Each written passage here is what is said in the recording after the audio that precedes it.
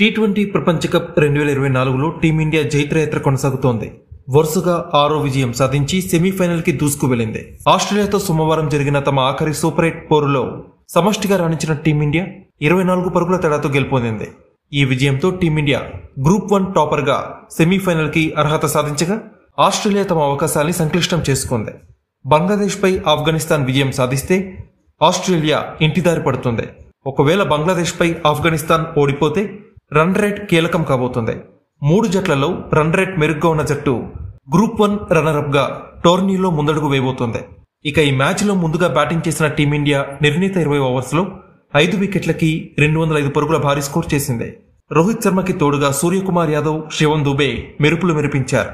అనంతరం లక్ష్య ఛేదనకు దిగిన ఆస్ట్రేలియా నిర్ణీత 20 ఓవర్స్ లో 7 వికెట్లకి 181 పరుగులు చేసి ఓటమి పాలైంది.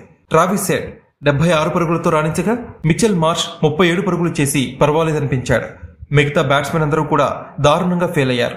ఇక భారత బౌలర్స్ లో హర్షదీప్ సింగ్ 3 వికెట్లు తీగా కుల్దీప్ యాదవ్ 2 కీలక వికెట్లు పడగొట్టాడు. జస్ప్రీత్ బుమ్రా, అక్షర్ పటేల్ తలొక వికెట్ తీశారు. ఈ మ్యాచ్ లో 92 పరుగులతో అద్భుతంగా రాణించిన రోహిత్ శర్మకి man of the match award లభించింది. ఇక టీమిండియా సెమీఫైనల్లో ఇంగ్లాండ్ తో తలపడబోతుంది.